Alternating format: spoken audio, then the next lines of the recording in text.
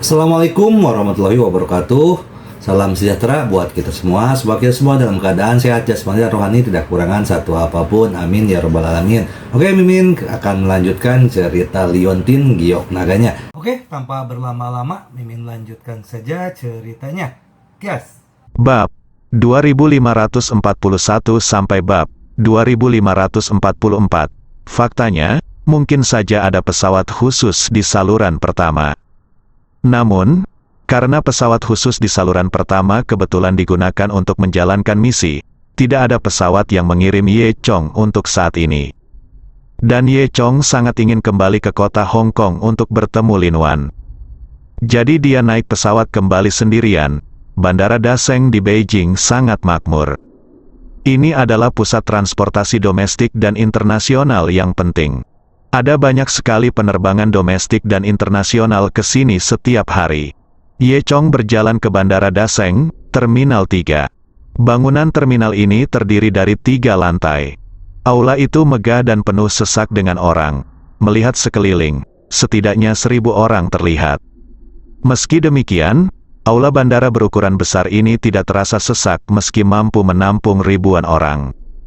Rak pengangkat di lantai pertama aula memiliki panjang 7 hingga 8 meter. Cahaya dari langit-langit menyinari ubin, dan cahayanya memantul, membentuk cahaya yang menyilaukan, membuat seluruh aula menjadi sangat terang. Ye Chong datang ke maskapai penerbangannya, dan karena dia tidak membawa barang bawaan apapun, dia dengan mudah mengambil tiketnya. Setelah Ye Chong mendapatkan boarding pass, dia mengikuti instruksi di boarding pass dan pergi ke pos pemeriksaan keamanan terlebih dahulu. Saat ini, tidak jauh dari Ye Chong, ada seorang wanita, mengenakan kacamata hitam dan masker, menutupi wajahnya dengan erat, dengan kepala menunduk, berjalan di lobi bandara. Wanita ini bertubuh tinggi dan menutupi tubuhnya dengan rapat, jelas tidak ingin ada yang melihatnya. Namun, semakin dia berperilaku seperti ini, semakin bersalah dan semakin jelas jadinya. Semua orang di sekitar ingin melihat wanita aneh ini. Ketika Ye Chong lewat, dia juga melirik ke samping. Namun, dia tidak peduli. Wanita itu menundukkan kepalanya dan ingin segera melewati aula bandara. Saat ini, dia tiba-tiba dihentikan. "Kamu adalah Zhou Qian," pria itu menghentikannya dan berkata dengan penuh semangat. Pembicaranya adalah seorang mahasiswa berusia 20 tahun, membawa ransel dan berteriak kegirangan. Wanita itu tertegun, buru-buru melambaikan tangannya dan berkata, "Tidak, tidak. Tidak mungkin, kamu adalah Zhou Qian, aku mengenali suaramu. Suaramu begitu indah dan istimewa," kata mahasiswa itu. Zhou Qian diam-diam mengutuk, "Sial, kamu bisa mengenaliku bahkan jika aku berpakaian seperti ini." Mahasiswa itu berkata dengan bangga, "Bahkan jika kamu berubah menjadi abu, aku akan tetap mengenalimu." Zhou Qian terdiam, semuanya, "Cepat datang!" Itu bintang besar Zhou Qian. Mahasiswa itu tiba-tiba berteriak. Mendengar teriakan tersebut, sekelompok orang langsung mengerumuni dan mengepung wanita tersebut. Ternyata wanita tersebut adalah Zhou Qian, bintang lalu lintas generasi baru yang sedang populer belakangan ini. Dia baru-baru ini muncul di tangga lagu pop dengan lagunya, Little Fish, dan hampir menjadi nama rumah tangga. Tapi kali ini, ketika dia tiba di bandara, dia ingin tetap low profile. Tanpa diduga, dia dikenali. Zhou Qian melihat sekelompok besar orang telah mengelilinginya, dan tahu bahwa dia tidak dapat melarikan diri kali ini. Dia mengutuk dalam benaknya, "Saya tidak pernah mengira orang akan mengenali saya seperti ini." Pada akhirnya, dia tidak punya pilihan selain melepas kacamata hitamnya, lalu melepas kacamata hitam dan topengnya. Zhou Qian tersenyum kepada semua orang dan berkata, "Halo semuanya, benar, saya Zhou Qian." Bagaimanapun, dia masih harus menjaga citranya di benak publik. Meskipun dia merasa sangat kesal, dia tetap harus berpura-pura sadar. Fans sangat senang. "Ya Tuhan, ini benar-benar Zhou Qian. Aku sangat senang melihatnya hidup hari ini." "Zhou Qian, aku mencintaimu, Qian, aku tergila-gila padamu." Semua penggemar langsung menjadi gila. Dalam sekejap, aula bandara macet dan lumpuh. Zhou Qian, sebaliknya, dikelilingi oleh semua orang, meminta tanda tangan, foto, dan pelukan dari Zhou Qian.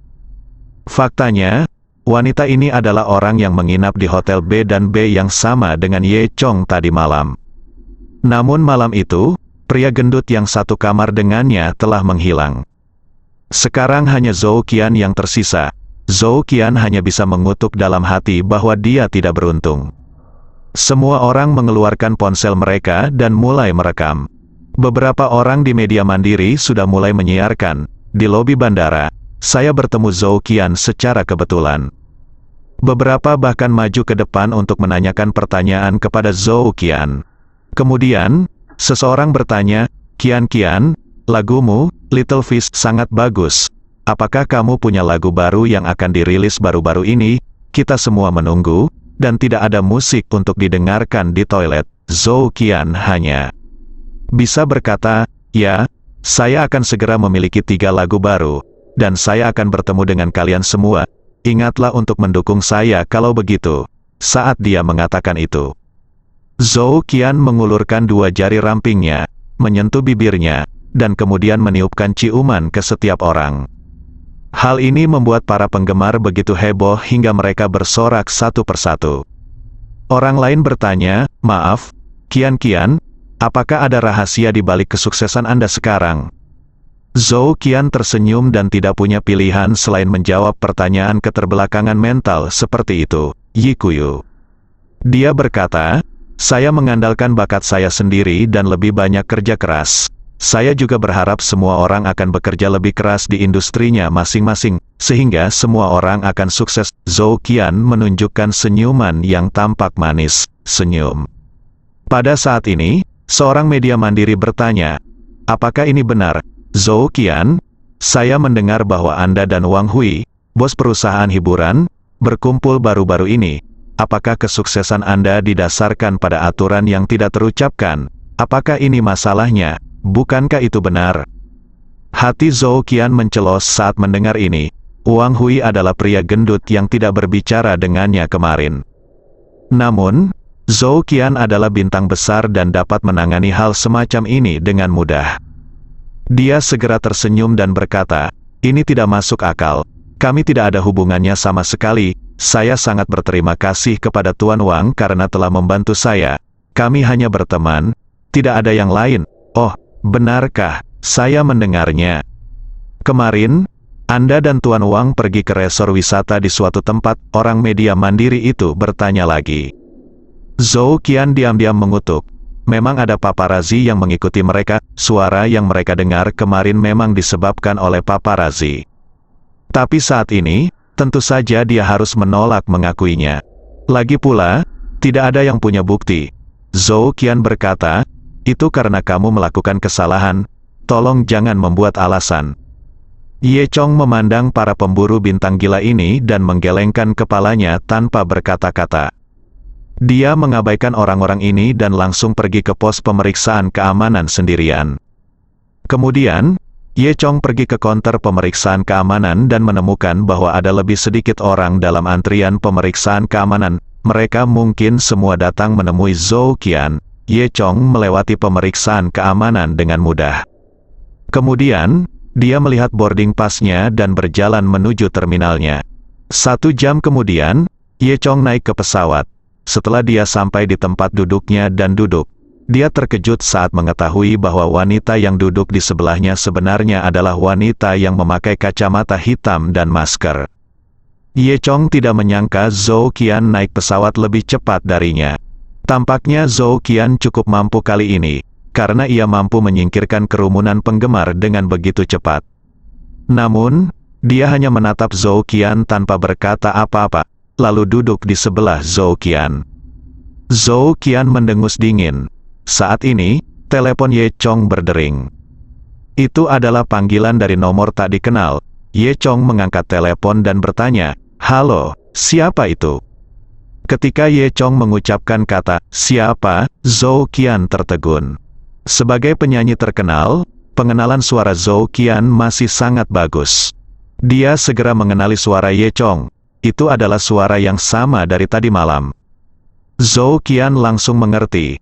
Tanpa diduga, ada paparazi yang duduk di sebelahnya. Zhou Qian tidak bisa menahan diri untuk tidak melihat lagi ke arah Ye Chong. Dia tidak tahu dari mana Ye Chong, sang paparazi, mendapatkan kemampuan yang begitu hebat. Dia sebenarnya bisa mengikutinya sejak tadi malam.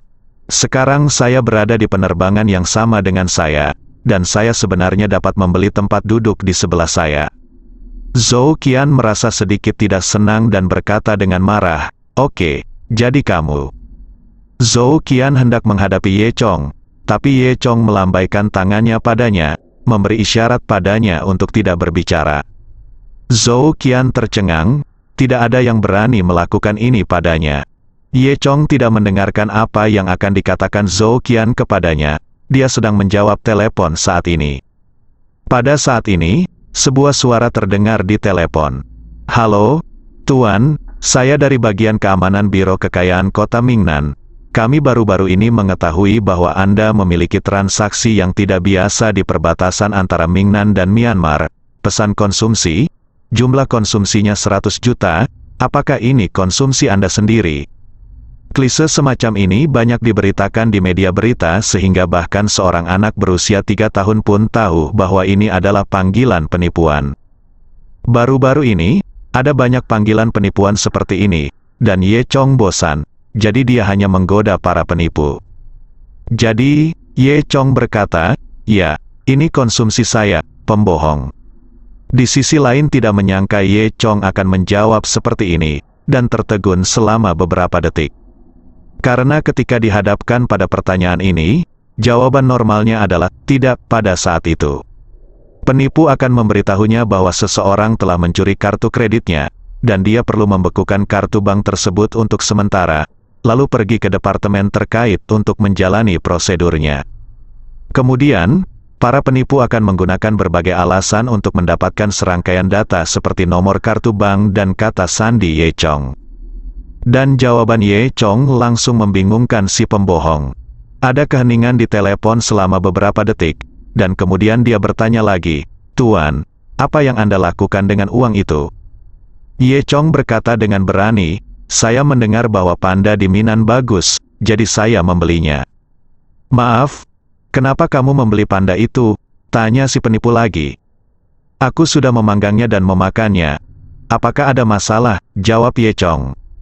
Pembohong terdiam selama beberapa detik, dan kemudian berteriak pada Ye Chong, "Chauku, kamu benar-benar bisa menyombongkan diri." Dengan itu, pihak lain menutup telepon dengan suara pop. Ye Chong mengangkat bahu dan mematikan teleponnya. Zhou Qian di sebelahnya terus mendengarkan. Dia mendengus dingin dan diam-diam memarahi Ye Chong karena membosankan. "Haha, kamu sengaja duduk di sebelahku. Lalu ketika kamu duduk, kamu sengaja tidak mengenaliku. Lalu kamu sengaja meneleponku dan mengatakan kamu punya bisnis 100 juta, dan kamu membeli seekor panda untuk dimakan. Beraninya kamu. Apakah kamu pikir aku bodoh karena lelucon seperti ini? Panda sangat berharga sehingga bisa dipanggang dan dimakan. Berhentilah bercanda, jangan berpikir kamu bisa menarik perhatianku." Zhou Qian bergumam pelan, suara. Ye Chong terlalu malas untuk memperhatikan pikiran Zhou Qian, bersandar di kursi dan menutup matanya. Tapi semakin Ye Chong bersikap seperti ini, Zhou Qian semakin marah. "Nak, bukankah kamu hanya ingin menarik perhatianku? Aku tidak menyangka kamu akan bersusah payah. Aku yakin kamu bukan hanya seorang paparazi, kan?" tanya Zhou Qian. Ye Chong tampak tak berdaya. Sejujurnya, dia sudah lama tidak menonton TV.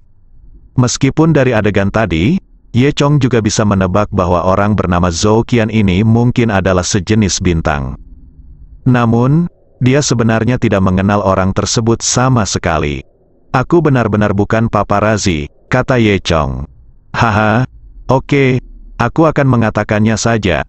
Jadi kamu hanya pelamarku," Zhou Qian berkata, seperti ayam yang bangga. Ye Chong terdiam, "Kamu terlalu banyak berpikir. Haha. Bermainlah dengan susah payah, kan?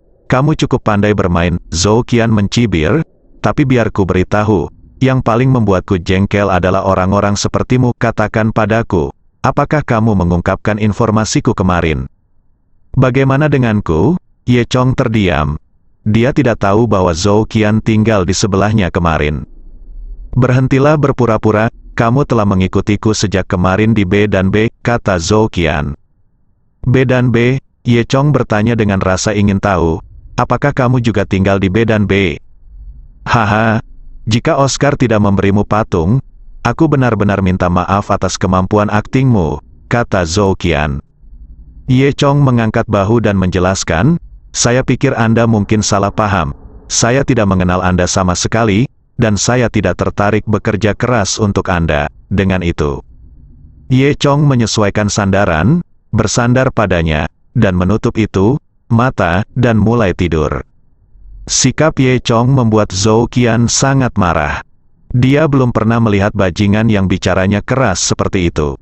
Anda tahu, biasanya setelah Zhou Qian membeberkan pengejaran semacam ini, dia akan meminta maaf terlebih dahulu, dan kemudian tanpa malu-malu mengganggu Zhou Qian untuk mendapatkan nomor ponselnya. Oleh karena itu, sikap Ye Chong membuat Zhou Qian sangat marah. Oke, kamu memang pelamar yang unik dan ambisius. Haha, kamu ingin menggunakan cara ini untuk menarik perhatianku? Kamu menunjukkan bahwa kamu berbeda dari pria lain, dan kamu pikir aku akan memperhatikanmu. Haha, itu lucu sekali, Zhou Qian mencibir dalam hatinya. Setelah itu, pesawat lepas landas dan segera terbang mulus di ketinggian 30.000 kaki. Setelah pesawat stabil, pramugari mendorong keluar kereta catering. Mereka menyajikan air kepada semua orang secara bergantian. Ye Chong hanya meminta segelas jus jeruk, dan Zhou Qian di sebelahnya meminta secangkir kopi. Pada saat ini, ketika Ye Chong sedang meminum jus jeruknya, seorang pria tiba-tiba berjalan mendekat. Pria itu mengenakan kaos hitam dan celana legging elastis berwarna merah muda yang membalut erat kedua pahanya yang tebal. Pakaian ini terlihat sangat berminyak. Dia menyisir rambutnya dengan gaya belahan tengah dan tersenyum pada Zhou Qian. Nona Zhou, apakah Anda masih mengingat saya? Kata pria itu. Ketika Zhou Qian melihat pria ini, dia tertegun sejenak dan bertanya, mengapa kamu ada di sini? Jelas sekali, Zhou Qian dan pria lainnya bukanlah teman baik. Nada suara Zhou Qian sebenarnya terdengar membosankan. Nona Zhou, saya secara khusus diperintahkan oleh tuan muda kami untuk melindungi Anda, kata Tide. Zhou Qian mengerutkan kening. Tidak perlu. Tidak perlu. Haha, Nona Zhou, apakah Anda lupa betapa baik tuan muda kami terhadap Anda? Tide terus berkata dengan nada berminyak. Zhou Qian langsung teringat pada pemuda bercelana ketat, pria berminyak bernama Wang Wanseng. Faktanya, Wang Wanseng ini adalah kerabat Wang Hui, seorang pemuda yang sangat berminyak. Wang Wanseng ini sepertinya memiliki hubungan yang baik dengan Wang Hui. Faktanya, Wang Hui sendirilah yang ingin memberikannya kepada Wang Wanseng. Namun, Wang Wanseng ini terlahir sangat jelek, dan dia adalah generasi kedua kaya yang hanya bermain-main dengan wanita. Oleh karena itu, Zhou Qian tidak menyukainya. Meski Zhou Qian berkorban demi karir aktingnya, ia bahkan tak segan-segan untuk tidak diungkapkan oleh Wang Hui. Namun, Wang Wanseng sangat jelek sehingga Zhou Qian merasa mual saat disentuh oleh Wang Wanseng. Oleh karena itu, Zhou Qian tidak setuju untuk tidur dengan Wang Wanseng. Belakangan, masalah tersebut dibatalkan. Zhou Qian tidak menyukai Wang Wanseng, tapi dia tidak berani menyalahkan Wang Hui karena mengirimnya keluar. Lagi pula, bintang seperti dia hanyalah mainan di depan orang-orang seperti Wang Hui. Tide berkata sambil tersenyum, Nona Zhou, apakah Anda memahami maksud tuan muda kita? Setelah mengatakan itu, Tide mengeluarkan telepon dan menyerahkannya kepada Zhou Qian. Nona Zhou, tuan muda kami memanggil Anda. Zhou Qian sedikit tidak sabar. Tuan Wang, apa maksud Anda mencari seseorang untuk mengikuti saya? Saya sudah menjelaskannya dengan sangat jelas.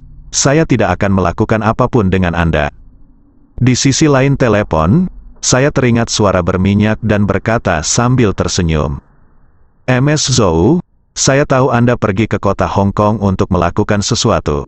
Tetapi baru-baru ini saya mendengar bahwa Anda dalam bahaya. jadi saya mengirimkannya premanku untuk melindungimu. Kamu, jangan khawatir, dia tidak akan membiarkanmu menghadapi bahaya apapun. Zhou Qian tidak menganggapnya serius, hanya berpikir bahwa Wang Wanseng berusaha menakutinya. Bahaya apa yang bisa saya alami? Jangan bicara omong kosong di sini. Wang Wanseng tertawa di telepon. Nona Zhou sayang, saya sangat menyukaimu, Anda wanita yang sangat cantik. Anda harus mengikuti saya, dan Anda akan menjadi milik saya putri. Bagaimana kabarmu berteman? Zhou Qian mendengus, saat mencari pacar, kamu tidak bisa hanya melihat penampilan orang lain. Kalimat ini agak mirip sup ayam beracun. Wang Wanseng sangat gembira, berpikir bahwa Zhou Qian telah mengalah, dan berkata sambil tersenyum, tentu saja saya tahu. Saya tahu kualitas Nona Zhou, dan dia juga sangat kuat. Sebelum dia dapat menyelesaikan kata-katanya, Zhou Qian berkata, saya masih ingin melihat seperti apa rupamu. Karena itu, Zhou Qian menutup telepon dan melemparkan telepon ke Tide. Tide tidak menyangka Zhou Qian berani berbicara seperti ini. Dia berpikir bahwa Wang Wanseng pasti sangat marah di sana. Celana ketat itu sudah bisa membayangkan bahwa Wang Wanseng di seberang membuang teleponnya dan mengumpat dengan keras, sepupu bau, kamu pikir kamu ini siapa? Cepat atau lambat, aku akan menjemputmu dan menaiki selangkanganku. Lalu, Tide menoleh dan menatap Ye Chong, menunjukkan ekspresi tidak sabar. Dia berkata, nak, duduklah di sana dan mari kita ganti tempat duduk. Apa yang ingin kamu lakukan? Zhou Qian bertanya, mengerutkan kening. Tide Pans tersenyum dan berkata, Tuan muda kami berkata bahwa saya akan melindungi Anda secara pribadi, tentu saja saya akan melindungi Anda. Tide Pans mengatakannya dengan cara yang sangat vulgar, dan secara khusus menggunakan kata pribadi, dengan sangat serius. Faktanya, Tide juga mengetahui bahwa Wang Wanseng hanya bermain-main dengan Zhou Qian. Dan sekarang dia mengandalkan perintah Wang Wanseng. Dia juga bisa memanfaatkan Zhou Qian dan memamerkan trik kotornya. Oleh karena itu, Tide menunjukkan ekspresi yang sangat cabul saat dia berbicara. Saat ini, Ye Chong sedikit terkejut, bukan karena hal lain, hanya karena dia bisa melihat bahwa celana ketat ini bukanlah orang biasa, melainkan seorang pejuang tingkat kuning. Ye Chong tidak menyangka bisa bertemu dengan prajurit tingkat kuning di pesawat. Sepertinya sekarang adalah era ketika prajurit tingkat kuning bepergian kemana-mana. Namun, Ye Chong tidak menyukai sikapnya terhadap celana ketat. Jika Tide berbicara baik padanya, mungkin dia akan setuju untuk berpindah tempat dengan Tide. Namun celana ketat tersebut justru meminta Ye Chong menyingkir dengan nada memerintah, yang tentu saja membuat Ye Chong sedikit tidak senang. Oleh karena itu, Ye Chong langsung menjawab, saya tidak akan berubah. Apa, bajingan kecil? Apa katamu? Tide benar-benar tidak menyangka ada seseorang yang berani menantangnya. Apakah kamu tuli? Tidak bisakah kamu mendengar dengan jelas? Kata Ye Chong. Nak, biar ku beritahu, jangan membuat bekas tinta di tubuhku. Segera minggir, kata Tide lagi. Ye Chong berkata dengan tidak sabar, saya mengatakannya dari awal. Jika saya mengatakan saya tidak akan mengubahnya, siapa yang akan melakukan tinta? Kamu sedang mencari kematian? Tide memarahi. Dia tiba-tiba kehilangan sikap main-main dan tersenyum yang dia miliki saat menghadapi Zhou Qian barusan, dan malah berubah menjadi ekspresi yang kejam. Begitu dia selesai berbicara, dia mengangkat tangannya tanpa sadar, bersiap untuk menamparkan Ye Chong. Dalam tamparan ini, celana ketat juga menggunakan kekuatan 9 poin. Jika ditampar ke wajah orang biasa, kemungkinan besar akan menyebabkan gegar otak. Celana ketat ini mengandalkan kemampuannya sendiri dan sangat kasar dalam serangannya. Biasanya ia adalah pria yang suka menggertak dan mendominasi.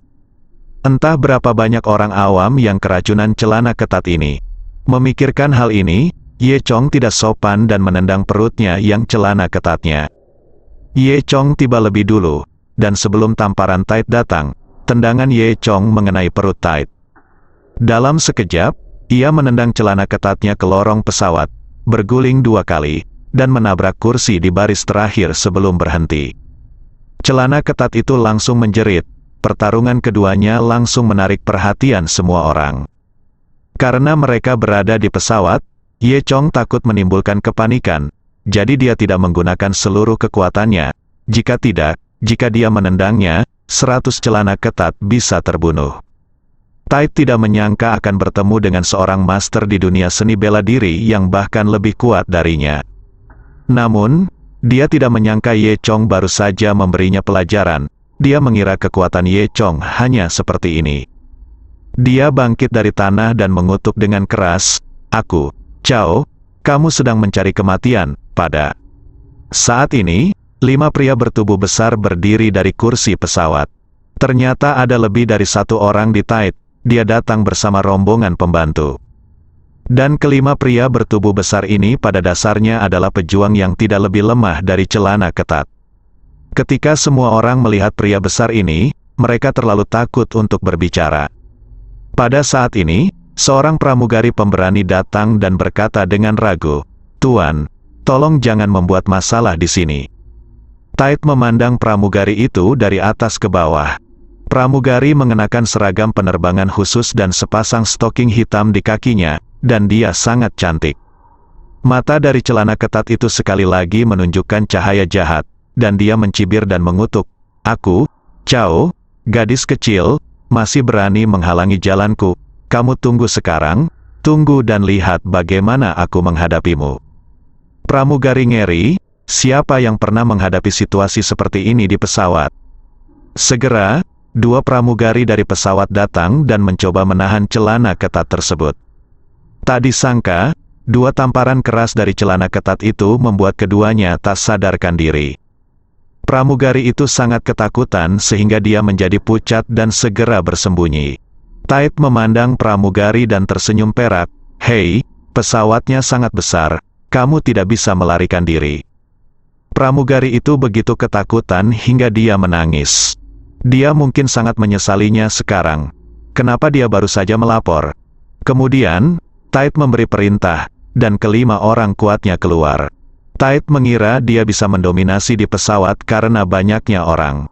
Beberapa pria kuat berjalan menuju Ye Chong bersama-sama. Penumpang di sekitarnya sangat ketakutan sehingga mereka semua menyingkir. Semua posisi di sekitar Ye Chong disingkirkan. Kecuali Zhou Qian yang sedang duduk di dalam Ye Chong. Zhou Qian juga sedikit takut saat ini. Jika terjadi sesuatu dan dia adalah seorang publik figur, akan sulit untuk ditangani. Tapi Ye Chong tidak panik sama sekali. Sebaliknya, dia menghibur pramugari tadi, "Jangan khawatir, kamu akan baik-baik saja selama aku di sini. Haha." "Idiot, kamu berani begitu keras di sini," Tide mengutuk. Saat ini, Zhou Qian berkata, "Apa yang akan kamu lakukan? Ini pesawat, jangan membuat masalah di sini." Menghadapi Zhou Qian, celana ketat tersenyum lagi, tetapi mengutuk dalam hatinya, "Kamu sepupu bau, kamu masih berani menjagaku. Tunggu sampai tuan muda kita sudah cukup bermain denganmu, dan lihat bagaimana aku bermain denganmu." Tentu saja, dia tidak mengatakan apa-apa, dia hanya berkata sambil tersenyum, "Jangan khawatir, Nona Zhou, aku tidak akan menyakitimu." Lalu, Tide dengan lambaian tangannya, pertama, seorang pria besar di sebelah kiri meninju Ye Chong. Segera setelah itu, seorang pria besar yang berdiri tepat di depan Ye Chong mengangkat ukuran 48 kaki dan menendang perut Ye Chong dengan keras. Jika mereka dipukul oleh 2 pria besar ini, orang normal mungkin akan dipukuli hingga berkeping-keping. Kemudian, semua orang hanya mendengar beberapa poni, dan mereka hampir tidak melihat gerakan apapun dari Ye Chong. Dan orang-orang kekar itu semuanya langsung dirobohkan. Terutama pria besar yang hanya ingin menendang Ye Chong jatuh ke tanah. Mulutnya berbusa dan seluruh tubuhnya bergerak-gerak. Melihat pemandangan ini, Zhou Qian di sebelahnya tercengang. Dia berkedip keras, tidak bisa mempercayai apa yang baru saja dilihatnya, atau mungkin dia belum melihat apapun dengan jelas sekarang. Pada saat ini, Tide mundur beberapa langkah, "Kamu, siapa kamu?" Ye Chong mengangkat bahu, mengambil cangkirnya dan menyesapnya. Lalu dia berkata dengan santai, "Itu adalah seseorang yang tidak boleh kamu sakiti." Tide menelan ludahnya, lalu kembali ke tempat duduknya dengan kaget. Setelah lebih dari 10 detik, para kru akhirnya menarik semua pria besar yang jatuh ke tanah. Kemudian, beberapa pria berbadan besar dilempar ke kursi kosong di bagian belakang pesawat dan diikat sementara dengan tali untuk membatasi pergerakan mereka. Bagaimanapun, mereka adalah pembunuh. Setelah pesawat mendarat, orang-orang ini akan diserahkan ke departemen terkait untuk diproses. Tentu saja belum ada yang berani melakukan apapun dengan legging. Pada saat ini, Tide bersembunyi di balik kursi, ragu-ragu mengatakan sesuatu, dan sepertinya mengutuk Ye Chong. Ye Chong merasa lucu pada dirinya sendiri, tetapi dia tiba-tiba menemukan bahwa kelompok celana ketat bukanlah satu-satunya yang ada di pesawat. Ye Chong mengerutkan kening dan melihat sekeliling. Baru saja, Ye Chong hanya menggunakan sedikit kekuatannya untuk menjatuhkan beberapa orang kuat. Dan Ye Chong tiba-tiba merasakan di suatu tempat di pesawat, ada sepasang mata dingin yang menatapnya. Yang jelas orang itu tidak memakai celana ketat dan lain-lain. Ye Chong menjadi berhati-hati, dia tidak menyangka akan ada begitu banyak orang dari dunia seni bela diri di pesawat biasa ini. Dan orang yang tersembunyi itu jelas memiliki rahasia kelam. Terlebih lagi, sepertinya pihak lain sangat pandai bersembunyi dan menghilang dalam sekejap. Bahkan Ye Chong tidak dapat menemukan pihak lain. Kemudian, ketika Ye Chong ingin terus mencari mata dingin itu, pramugari yang ketakutan itu tiba-tiba menghampiri Ye Chong. Dia berkata, "Tuan, terima kasih, Anda luar biasa." Pramugari itu menundukkan kepalanya, tampak sedikit centil. Ye Chong tersenyum pada pramugari dan berkata, "Bukan apa-apa, jangan khawatir. Aku tidak akan membiarkan orang-orang tak tahu malu itu menyakitimu." Katanya sambil melihat celana ketat itu. Sekarang Tide tahu betapa kuatnya Ye Chong. Dia menundukkan kepalanya dan menarik kepalanya ke bawah kursi, tidak berani mengangkat kepalanya untuk melihat Ye Chong. Wajah pramugari memerah dan dia tersenyum pada Ye Chong. Baru saat itulah Ye Chong menyadari bahwa pramugari ini memang sangat tampan, dan bunga pir di tengah hujan membuatku semakin kasihan padanya. "Tuan, nama saya Xiaolan. Saya dengan senang hati melayani Anda. Jika Anda butuh sesuatu, Anda bisa datang kepada saya kapan saja." Xiaolan memasang wajah malu-malu. Karena itu, Xiaolan menundukkan kepalanya dan kembali ke kabin layanan di bagian belakang pesawat. Jika bukan karena peraturan, Xiaolan mungkin akan meninggalkan nomor WeChat Ye Chong. Pada saat ini, Zhou Qian di sebelahnya juga bertanya dengan rasa ingin tahu, "Mengapa kamu begitu baik? Pernahkah kamu belajar seni bela diri?" Ye Chong menggerakkan bahunya, meletakkan jus jeruk di tangannya, dan berkata kepada Zhou Qian dengan sikapnya sangat dingin, "Ini tidak ada hubungannya denganmu." Setelah mengatakan itu, Ye Chong menutup matanya lagi dan bersandar di kursi untuk beristirahat. Tapi Zhou Qian tidak menyangka dia akan mengambil inisiatif untuk berbicara dengan Ye Chong, dan Ye Chong akan bersikap seperti itu. Sikap Ye Chong terhadap pramugari Xiaolan barusan jauh lebih antusias daripada sikapnya. Apakah dia sendiri tidak sebaik Xiaolan? Zhou Qian sedikit marah. Namun, Zhou Qian segera mengetahui alasannya. Ye Chong berusaha keras untuk mendapatkannya lagi. Sungguh pria yang bau, sungguh tipuan untuk menangkapnya. Zhou Qian mencibir dalam hatinya, "Aku hampir jatuh ke dalam perangkapmu. Kamu sengaja begitu antusias dengan gadis lain, namun begitu dingin padaku. Kamu ingin membangkitkan rasa ingin tahu dan kecemburuanku dan membuatku lebih banyak berbicara denganmu. Sial, aku sudah melihat banyak pria sepertimu. Hal apa yang belum pernah kulihat di dunia ini?" Setelah Zhou Qian mengetahui hal ini, dia mendengus dingin, mengabaikan Ye Chong, dan terus duduk kembali di kursinya. Gejolak di pesawat berhenti sementara, dan orang-orang besar itu jelas dipukuli dengan sangat buruk oleh Ye Chong, dan mereka mungkin tidak akan bangun untuk sementara waktu. Dan Tide duduk di baris terakhir, jauh dari Ye Chong, menggigil, jelas tidak berani mendekati Ye Chong lagi. Tentu saja, para penumpang di pesawat juga penasaran dan diam-diam menatap Ye Chong. Menurut mereka, kemampuan Ye Chong sama baiknya dengan membuat film. Pesawat terus terbang di langit biru. Melalui jendela kecil pesawat, Anda bisa melihat langit biru. Di bawah pesawat ada lautan awan, menghalangi pandangan dari pesawat dan membuat tidak ada yang bisa dilihat lebih jauh ke bawah. Matahari di kejauhan menyinari pesawat, mengubahnya menjadi keemasan. Saat ini, langit berangsur-angsur menjadi gelap, dan di pesawat, Anda bisa menyaksikan matahari terbenam keemasan. Dengan cara ini, pesawat terus terbang dengan mantap di ketinggian selama lebih dari 1 jam. Saat ini, seorang bayi yang duduk di barisan depan pesawat tiba-tiba mulai menangis. Bayi itu awalnya sangat pendiam, namun entah kenapa, tiba-tiba ia mulai menangis dan langsung membangunkan semua orang di pesawat. Pramugari Xiaolan segera pergi untuk memeriksa situasinya. Saya melihat seorang wanita parubaya gemuk menggendong anaknya, yang berusia sekitar kurang dari 1 tahun, untuk naik ke pesawat. Xiaolan bertanya dengan rasa ingin tahu, "Nyonya, apakah anak Anda baik-baik saja?" Wanita gemuk itu juga tampak bingung dan berkata, "Saya tidak tahu. Dia baik-baik saja sekarang, anak saya berperilaku sangat baik. Mengapa dia menangis saat ini? Apakah kamu lelah?" Xiaolan bertanya, "Apakah kamu lapar, atau apakah kamu kencing di celana?" Wanita gemuk itu memeriksanya. Dia secara alami lebih profesional daripada Xiaolan dalam hal ini. Kemudian dia menggelengkan kepalanya dan berkata, "Tidak, semuanya normal." Namun, bayinya terus menangis, yang membuat semua orang sangat kesal. Pada saat ini, ada seorang pemuda yang marah yang berkata dengan tidak sabar, "Bisakah Anda menghentikan mulutnya? Saya sangat menyebalkan." Xiaolan harus berkata kepada wanita gemuk itu, "Maaf, Tuan, harap dipahami.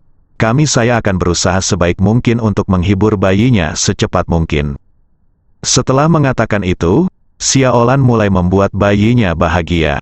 Wanita gendut itu pun menepuk-nepuk bayinya dengan cemas dan berkata, "Jangan menangis sayang, jangan menangis." Pada saat ini, hembusan angin tiba-tiba bertiup. Ye Chong mengerutkan kening, merasakan ada sesuatu yang menyeramkan di angin gelap ini. Dan hampir di saat yang bersamaan, seseorang berteriak ketakutan. Semua orang ketakutan mendengar teriakan itu. Tampaknya ada teror yang tiada taraf dalam jeritan itu. Ini seperti ketakutan yang luar biasa. Jelas sekali, seseorang telah menemui sesuatu yang sangat menakutkan. Semua orang segera menoleh ke belakang dan menemukan bahwa orang yang berteriak itu adalah seorang wanita yang duduk di baris kelima dari bawah. Wanita itu, yang tampak berusia 30-an, menjadi pucat karena ketakutan, menutup mulutnya, dan tampak seperti dia akan pingsan. Pramugari lain segera pergi menghiburnya dan bertanya, "Nyonya, apakah Anda baik-baik saja? Apa yang terjadi pada Anda? Apakah Anda baru saja takut?" Pada saat ini, wanita itu ragu-ragu dan berkata, Saya baru saja melihat bayangan hitam lewat, masih ada jejak kaki berdarah di tanah, semuanya hilang dalam sekejap, mengerikan sekali." "Nyonya, apakah Anda salah melihatnya?" tanya pramugari. "Tentu saja tidak. Aku yakin dia bukan orang di pesawat itu. Aku yakin dia bukan manusia, itu hantu. Pasti hantu," kata wanita itu dengan ngeri. Suara wanita ini sangat menakutkan, dan dia terdengar seperti dia benar-benar ketakutan. Semua orang merasakan rasa takut pada gambaran, seperti aslinya, wanita itu. Tidak mungkin benar-benar ada hantu, kan? Apa? Tidak mungkin, kenapa ada hantu di pesawat? Semua orang mulai berbicara satu demi satu. Saat ini, tiba-tiba seseorang berkata, "Oh, saya tahu, mata anak-anak adalah yang paling bersih. Ketika manusia masih kecil, mereka dapat melihat hantu." Anak ini tiba-tiba menangis begitu keras. "Bukan, Anda pasti pernah melihatnya hantu." Pernyataan ini terdengar sangat masuk akal. Ini membuat takut semua orang di pesawat. Saat ini, lampu di pesawat tiba-tiba berkedip 2 kali. Lalu tiba-tiba pesawat bergetar hebat bersambung.